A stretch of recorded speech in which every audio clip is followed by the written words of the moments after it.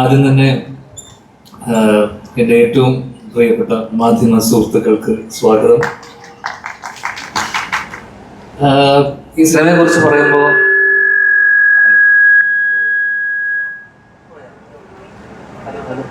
Hello okay. ഈ സിനിമയെ കുറിച്ച് പറയുമ്പോൾ എനിക്ക് ഏറ്റവും പ്രിയപ്പെട്ട രണ്ടാൾക്കാരാണ് രാഹുലും നീതുവും. രാഹുലാണ് ഇതിൻ്റെ സംവിധായകൻ, നീതു ഇതിൻ്റെ റൈറ്ററാണ്. കുറേ വർഷങ്ങളായിട്ട് എൻ്റെ കൂടെ ഉള്ള ആൾക്കാരാണ്. നമ്മൾ പല സിനിമകളും ചർച്ച ചെയ്യുകയും എൻ്റെ പല സിനിമകളിലും ഞാൻ ചെയ്യാനിരിക്കുന്ന പല സിനിമകളിലും എൻ്റെ എഴുത്തിലൊക്കെ സഹായിച്ച ആളാണ് നീതു. അപ്പോൾ വർഷങ്ങളായിട്ടുള്ള ബന്ധമാണ്. ഒരു സഹോദരനെ പോലെയാണ് രാഹുലും. നീതു ആയിക്കോട്ടെ ഒരു സഹോദരിയെ പോലെയാണ്. അപ്പോൾ അവരുടെ ആദ്യത്തെ സിനിമ എന്ന് പറയുമ്പോൾ എനിക്ക് വളരെ വളരെ വളരെ പ്രിയപ്പെട്ടതാണ്. ഒപ്പം ഇതിൽ അഭിനയിക്കുന്നത് ഈ മോഷൻ പോസ്റ്ററിലൂടെ മനസ്സിലായി കാണുന്നതൊരു ഹൊറർ ജോണറിൽ പെടുന്നൊരു സിനിമയാണ്. അപ്പം ഹീറോ ഒന്നുമല്ല, പക്ഷേ ഉർവശി ചേച്ചിയും നവ്യയുടെയും കൂടെ ഒരു ചെറിയ വേഷം ഇതിൽ ചെയ്യുന്നു എന്നുള്ളതാണ് ഇതിലെ പ്രധാന കാര്യം. നവ്യ ആണ് ആക്ച്വലി ഇതിനെ ലീഡ് ചെയ്യുന്നത്. അപ്പോൾ നവ്യയിലേക്ക് വരാം. അതൊക്കെ ഇതൊരു മൊമെൻ്റാണ് എൻ്റെ ജീവിതത്തിൽ. കോ പ്രൊഡ്യൂസേഴ്സ് ആയിട്ടുള്ള ആൾക്കാർ, ഇവരൊക്കെ വർഷങ്ങളായിട്ടുള്ള ബന്ധവും പരിചയമാണ്. അപ്പം എന്തായാലും കാസ്റ്റിൽ ഉൾപ്പെടുന്ന ആൾക്കാരൊക്കെ ബാക്കി നവ്യ കഴിഞ്ഞു കഴിഞ്ഞാൽ ഉർവശി ചേച്ചി, റോണി ചേട്ടൻ, ഇവിടെ എത്തിച്ചേരാൻ പറ്റാത്ത സിദ്ധാർത്ഥ് ഭരതൻ, മധുചേട്ടൻ, വിഷ്ണു, അങ്ങനെ വളരെ മിസ് ചെയ്തു പോയോ? ഇല്ല, ഇത്രയും ആൾക്കാർ അത്യാവശ്യം തിരക്കില്ലാത്തൊരു കാസ്റ്റും ക്രൂ ആണ്. ടെക്നീഷ്യന്മാരൊക്കെ എനിക്ക് പരിചയം കുറച്ചുപേര്. ക്യാമറമാനൊക്കെ ചെന്നൈയിൽ നിന്നല്ലേ. അപ്പോൾ മ്യൂസിക് അരുൺ ഇല്ലേ? അരുൺ ആണ് ഇതിൻ്റെ മ്യൂസിക്. അപ്പോൾ എന്തായാലും തിരക്കേടില്ലാത്തൊരു സിനിമയായിരിക്കും എന്ന് വിചാരിക്കുന്നു. എടുത്തു പറയേണ്ട കുറച്ച് ആൾക്കാരുണ്ട്. ഈ നമ്മൾ ക്ഷണിച്ചിട്ട് വന്ന കുറച്ച് ആൾക്കാരുണ്ട്. അതിൽ അവരോടുള്ള നന്ദി പറച്ചിലാണ് ഇനി അടുത്തുള്ളത്. അതിൽ പ്രധാനമായിട്ട് പറയാനുള്ളത്, കഴിഞ്ഞ ദിവസം ഒരു സിനിമ കാണാനിടയുണ്ടായി. ആ സിനിമയിൽ എനിക്ക് പരിചയമില്ലാത്തതും എനിക്കറിയാത്തതുമായിട്ടുള്ള പല കാര്യങ്ങളും ആ സിനിമയിലൂടെ പഠിക്കാൻ പറ്റി, അറിയാൻ പറ്റി. എൻ്റെ ദുഃഖത്തിലും സന്തോഷത്തിലൊക്കെ പങ്കുചേർന്ന വർഷങ്ങളായിട്ട് കൂടെയുള്ള ഒരാളാണ്. ആ സിനിമ സ്പാ അഭിനയിച്ച ആള് മേജർ രവി. പോയോ? എന്നോട് നിർബന്ധിച്ച് കാണാൻ പറഞ്ഞതാണ് കുടുംബത്തോടൊപ്പം. ഞാൻ കുടുംബത്തോടൊപ്പം ഇരുന്ന് ആ പടം കണ്ടു തുടങ്ങി. പിന്നെ നിർബന്ധിച്ചു. ഞാൻ കണ്ടു. അറിയാത്തതും അറിയാൻ പാടില്ലാത്ത പല കാര്യങ്ങളും അതിൽ അറിയാനുണ്ടായിരുന്നു, മനസ്സിലാക്കി. അതിൽ എനിക്ക് കണ്ടതിൽ അടുത്ത കാലത്ത് കഴിഞ്ഞൊരു 10 വർഷത്തിൽ ഏറ്റവും മാസ് ഒരു ഇൻട്രോ അല്ലെങ്കിൽ എൻട്രി ഞാൻ കണ്ടതിൽ, തിയേറ്ററിലേക്ക് ഞാൻ ചിലപ്പോൾ ഇറങ്ങി എഴുന്നേറ്റ് കൈയടിച്ചു പോയത്. ഇവിടെ മൈനേഴ്സിന് ഇതില്ല എന്ന് പറയുമ്പോൾ ഒരു വെടി ശബ്ദത്തോടുകൂടി മേജർ അങ്കിളിന്റെ ഒരു എൻട്രി ഉണ്ടായിരുന്നു. അത് ഗംഭീരം എന്നല്ലാതെ എനിക്ക് അതിനപ്പുറം ഇല്ല. നിർബന്ധിച്ച് കാണിപ്പിച്ചോട്ട് ഞാനിത് പറഞ്ഞേ പറ്റൂ. Thank you for coming. അടുത്തതായിട്ട് പടം കണ്ടല്ലേ? പടം കണ്ടു. ഒരു ഹാപ്പി സന്തോഷമുണ്ട് അവിടെ. ഹാപ്പി എൻഡിങ്, ഒരു സന്തോഷം. പടം കണ്ടു. സ്റ്റീവൻ പടം കണ്ടു.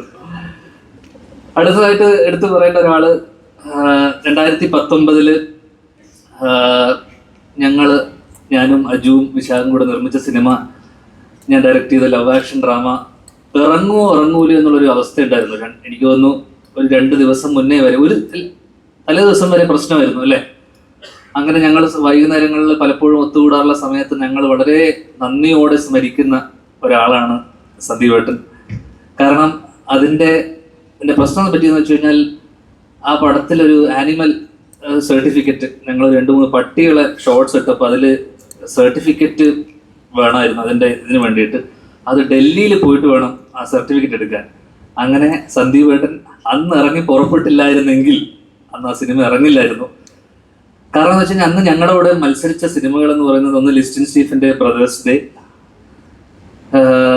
രാജുവങ്ങളുടെ ഫൈനൽസ്, പിന്നെ അതോടൊപ്പം തന്നെ ആന്റണി ചേട്ടന്റെ, ലാൽ സാറിന്റെ ഇട്ടിമാണ്. സന്ദീപേട്ടന് ലിസ്റ്റിൻ സ്റ്റീഫനോടുള്ള വെറുപ്പ് കൊണ്ടാണെന്ന് തോന്നുന്നു സന്ദീപേട്ടൻ ഇറങ്ങി പുറപ്പെട്ടു. എന്താണെന്ന് അറിയില്ല. സന്ദീപേട്ടൻ ഡൽഹിയിലേക്ക് പോകുന്നു, ഞങ്ങൾക്ക് വേണ്ടി സർട്ടിഫിക്കറ്റ് ഒപ്പിച്ചു തരുന്നു.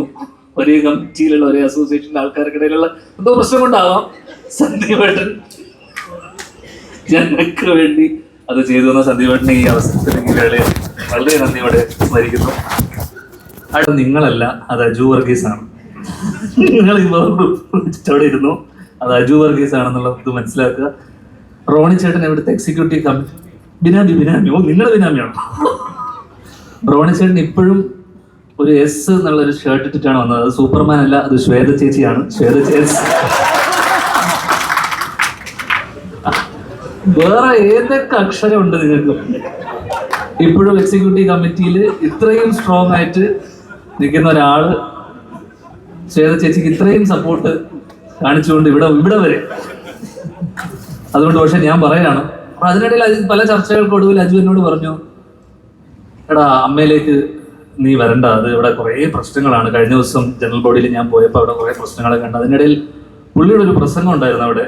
ആ പ്രസംഗത്തിനെ കുറിച്ച് പുള്ളി എൻ്റെ അടുത്ത് വളരെ വാദവരാതെ എൻ്റെ പ്രസംഗം വളരെ ഗംഭീരമായിരുന്നു എന്ന് പറയുകയും അതിനെക്കുറിച്ച് പലരും അഭിപ്രായം പറഞ്ഞ വോയിസ് നോട്ടുകൾ എനിക്ക് അയക്കുകയും ഈ ജനറൽ ബോഡിയിൽ അദ്ദേഹം സംസാരിച്ച കാര്യങ്ങളെ വളരെ ശക്തമായത് ഇംഗ്ലീഷിലുള്ള ഒരു പ്രസംഗമായിരുന്നു. അത് പറ്റിയിട്ടുള്ള വോയിസ് നോട്ടുകൾ എനിക്ക് അയക്കുകയും ചെയ്തുകൊണ്ട് എന്നോട് പറഞ്ഞു, നീ പ്രസിഡന്റ് ആവണ്ട, ഇനി അത് വേണ്ട, CM ആവണ്ട, ഗവർണർ ആവാം. ഗവർണറിന് വലിയ പണിയൊന്നുമില്ല.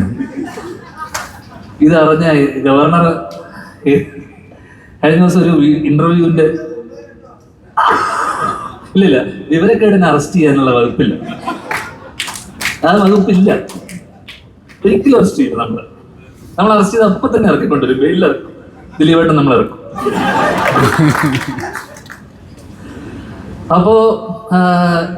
അപ്പൊ ഞാൻ ഇപ്പൊ ഇവിടെ പറയാൻ വിചാരിച്ച സാധനം എന്ന് വെച്ചാൽ, ഒരിക്കലും അതിനിടയിൽ എൻ്റെ അമ്മ എന്നോട് പറഞ്ഞു, മോനെ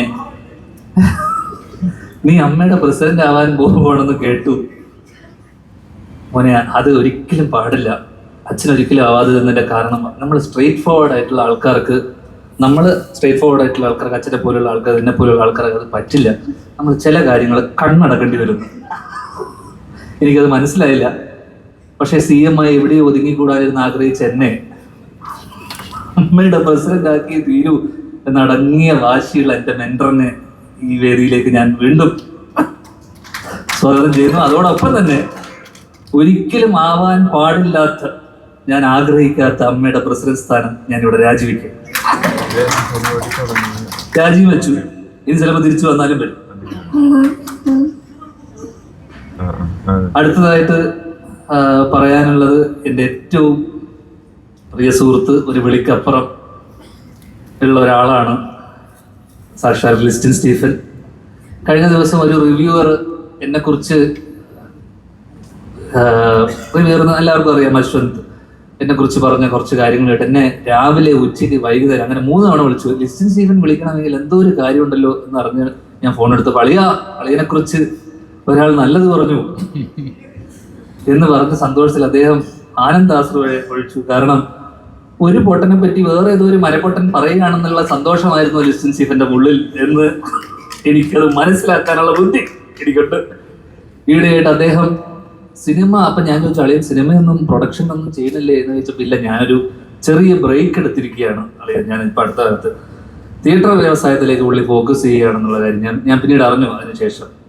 പക്ഷെ എനിക്ക് പറയാനുള്ള കാര്യം അത് വലിയൊരു മണ്ടത്തരമാണെന്ന് എനിക്ക് തോന്നുന്നു. കാരണം എല്ലാ വർഷവും ഇപ്പം സിനിമയുടെ എണ്ണം കുറഞ്ഞു. എല്ലാ വർഷവും 5ഉം 10ഉം സിനിമ എഴുതുന്ന ലിസ്റ്റിൻ സ്റ്റീഫന്റെ സിനിമകളാണ് അദ്ദേഹത്തിന്റെ തിയേറ്ററിൽ തന്നെ ഓടിച്ച് കളിച്ചുകൊണ്ടിരുന്നത്. ഇപ്പൊ സിനിമ ഇല്ലാത്തതുകൊണ്ട് തിയേറ്റർ വ്യവസായത്തിന് കേടുപാട് പറ്റിയിട്ടുണ്ടെന്ന് പറഞ്ഞു. അതുകൊണ്ട് തന്നെ നിങ്ങൾ വീണ്ടും മകനെ മടങ്ങി വരൂ, പ്രൊഡക്ഷനിലേക്ക് തിരിച്ചു വരൂ, നിങ്ങളുടെ സിനിമകൾ നിങ്ങൾ തന്നെ തിയേറ്ററിലേക്ക് ഓടിക്കൂ എന്നുള്ള അഭ്യർത്ഥനയും കൊണ്ട് ലിസ്റ്റിൻ സ്റ്റീഫനെയും ഈ പരിപാടിയിലേക്ക് സ്വാഗതം ചെയ്യുന്നു. അടുത്തതായിട്ട് last but the not the least എന്ന് പറഞ്ഞ പോലെ 2 പേരുണ്ട്. അവരില്ല 2 പേരെ കുറിച്ച് പറഞ്ഞേ പറ്റുള്ളൂ എന്ന് ദിലീപേട്ടനും നവ്യയും. അതിൽ പ്രധാനമായിട്ടും ദിലീപേട്ടൻ ഒന്നുമില്ല, അച്ഛൻ പോയതിന് ശേഷം സ്വാഭാവികമായിട്ടും ഞങ്ങളൊരു കഴിഞ്ഞ വർഷം പ്രിൻസ് ആൻഡ് ഫാമിലിയാണ് അവസാനം ഓടിയ പടം, ഓർമ്മയിൽ എന്നും ഉണ്ടാവും. അപ്പോൾ ആ സിനിമയ്ക്ക് ശേഷം ചിലപ്പോൾ പല ബന്ധങ്ങളും സിനിമ കഴിയുന്നതോടുകൂടി അത് പലപ്പോഴും ഇല്ലാതാവും. ആ സിനിമ കഴിഞ്ഞതിന് ശേഷം എനിക്ക് തോന്നുന്നു കഴിഞ്ഞ ഒരു വർഷത്തിനിടയിൽ അച്ഛൻ പോയതിന് ശേഷം ആയിക്കോട്ടെ പലരും വിളിക്കാറുണ്ട്, പലരും ചിലർ കാണണമെന്ന് പറയാറുണ്ട്. പക്ഷേ എല്ലാ മാസത്തിലും അല്ലെങ്കിൽ 2 ആഴ്ച കൂടുമ്പോൾ ദിലീപേട്ടൻ്റെ ഒരു ഫോൺ വിളി ഉണ്ടാവും. എല്ലാം ഓക്കെ അല്ലേ, അല്ലേ ഇതല്ലേ എന്ന് പറഞ്ഞൊരു ഫോൺ വിളി ഉണ്ടാവും. അതിനിടയിൽ അടുത്ത കാലത്ത് എനിക്ക് തോന്നുന്നു അന്ന് പോയി അച്ഛൻ്റെ മരണസമയത്ത് വന്ന പലരും തന്നെ പിന്നീട് വീട്ടിലേക്ക് വരികയോ അല്ലെങ്കിൽ കാണാൻ വരികയോ ഒന്നും ഉണ്ടായിട്ടില്ല. അതിൽ എപ്പോഴും വിളിച്ച് അമ്മ ഓക്കെ അല്ലേ അല്ലെങ്കിൽ നീ ഓക്കെ അല്ലേ എന്ന് വിളിച്ച് ചോദിക്കുന്ന ഒരാളാണ്. അതിലിപ്പോൾ അടുത്ത് എനിക്ക് തോന്നുന്നു കഴിഞ്ഞ ആഴ്ച 2 ആഴ്ച മുന്നേ വിളിച്ചിട്ട് പറഞ്ഞു ഞാൻ അങ്ങോട്ട് വരുന്നുണ്ടെന്ന് പറഞ്ഞിട്ട് എന്നെ 3-4 തവണ വിളിച്ചു. ഞാൻ ഫോൺ എടുത്തില്ല. എന്നോട് പറഞ്ഞു എനിക്ക് അമ്മയെ ഒന്ന് കാണണം, ചേച്ചിയും കുട്ടി ഞാൻ അങ്ങോട്ട് കാവേരിയും കുട്ടി വരുന്നുണ്ട്, നീ അവിടെ ഉണ്ടോ എന്ന് ചോദിച്ചിട്ട്. അപ്പോൾ ഇപ്പോഴും അച്ഛൻ പോയതിന് ശേഷവും അമ്മയെ കാണാൻ വേണ്ടി അദ്ദേഹം വരാനിരുന്നതാണ്. ഞാൻ കാരണം അത് മുടങ്ങിപ്പോയി. അപ്പോൾ ഇപ്പോഴും ആ കരുതലും സ്നേഹവും ഉണ്ട്. അതെപ്പോഴും ഉണ്ടാവണേ എന്നുള്ളൊരു ഇത് മാത്രമേ ഉള്ളൂ. ഒരുപാട് സന്തോഷം. ഇങ്ങോട്ട് ഞാൻ വിളിച്ചപ്പോൾ, ഞാൻ ഇന്നലെയാണ് വിളിച്ചതിന് ഒരുപാട് വിളിച്ചപ്പോൾ തന്നെ ഓടി വന്നതിന് ഒരുപാട് സന്തോഷവും നന്ദി അറിയിച്ചു കൊള്ളുന്നു. ലാസ്റ്റ് വീണ്ടും നവ്യയിലേക്ക് പറയുമ്പോൾ ദൈവം ചില ആഗ്രഹങ്ങൾ അവസാനത്തേക്ക് ചിലപ്പോൾ മാറ്റിവെക്കുന്നു പറഞ്ഞ പോലെ നവ്യ എനിക്ക് തോന്നുന്നു ഞാൻ ഏതോ എൻ്റെ ഇൻ്റർവ്യൂ ജീവിതം തുടങ്ങിയ കാലം മുഴുവൻ തുടങ്ങുന്നത് ആ ഒരു ഇതിലാണ്, നവ്യയോടുള്ള ഇഷ്ടം പറഞ്ഞുകൊണ്ട്. അങ്ങനെ എനിക്ക് തോന്നുന്നു അതിനുശേഷം നവ്യ കല്യാണം കഴിച്ചു. നവ്യക്ക് ഇപ്പോൾ കല്യാണം കഴിക്കാനുള്ള മകനായി എന്നിട്ടാണ് ഞങ്ങൾ അവസാനം ഒരുമിക്കുന്നത്. എന്നാൽ പോലും ഞാൻ പറയുന്നു, ഞാൻ CM ആയി സത്യപ്രതിജ്ഞ ചെയ്യുന്ന ദിവസം സാരി എടുത്ത് ആ ഫ്രണ്ട് റോയിൽ കണ്ണു നിറഞ്ഞുകൊണ്ട് നവ്യ ഉണ്ടാവും. അമ്മയുടെ പ്രസിഡന്റ് ആകുമ്പോഴല്ല, CM അമ്മ വന്നാൽ മതി. കണ്ണു നനച്ചുകൊണ്ട് നവ്യ ഉണ്ടാവും എന്നുള്ള എല്ലാ പ്രതീക്ഷയോടെ ഞാൻ നിർത്തുന്നു. നന്ദി, നമസ്കാരം.